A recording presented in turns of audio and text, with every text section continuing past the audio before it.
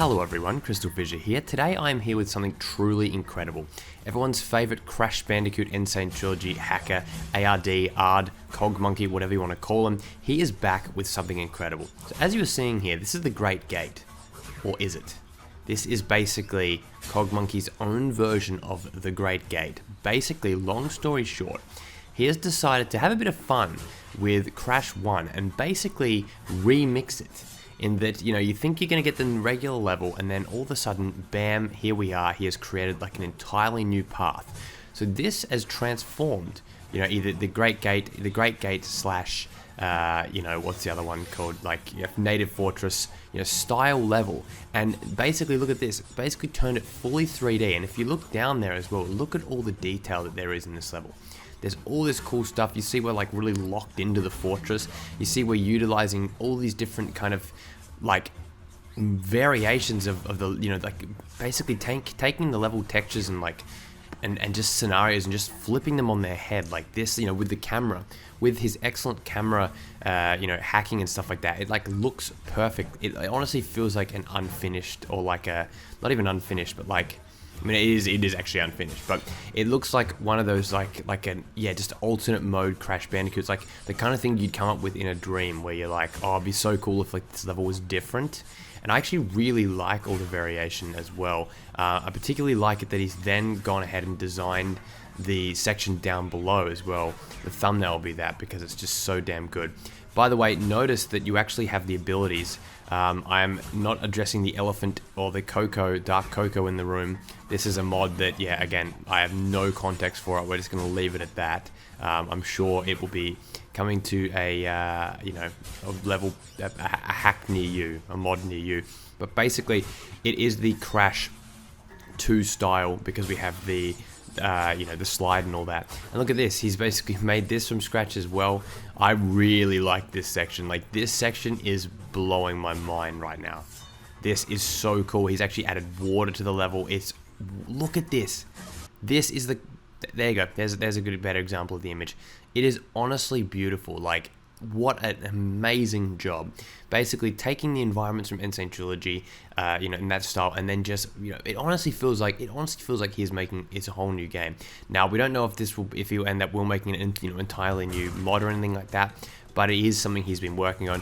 However, his main priority is getting the level builder released. So as you can see here, right, this is another example. This is the first example we saw, an Sane Trilogy.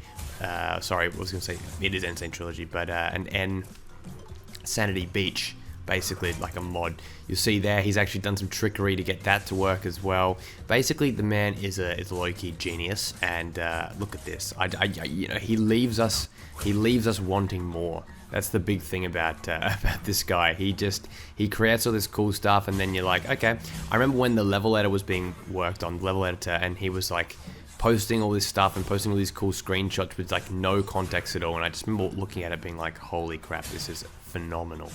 So the future of Crash Bandicoot is looking exceedingly bright, and the fact that we get to all this kind of stuff, the mods, is great for Sane Trilogy, of course, because if you own Sane Trilogy, you'll be able to download these, and then of course Crash 4. So really covering all bases. So if you want to play something more in the in the classic Crash style, like in terms of like their model and everything, we're going to have this. Hopefully, if you judge by the fact that you've got Coco here, there are some Crash skins that you can unofficially get. Hopefully, we get even more Crash skins. If we could somehow port some of the skins over from more from like Nitro Fueled, that would be phenomenal, because then things really start to change, because like there are some actually amazing models in that game that aren't anywhere else. And so I actually hope that we kind of get variations of them as well in Crash 4. That'd be kind of cool.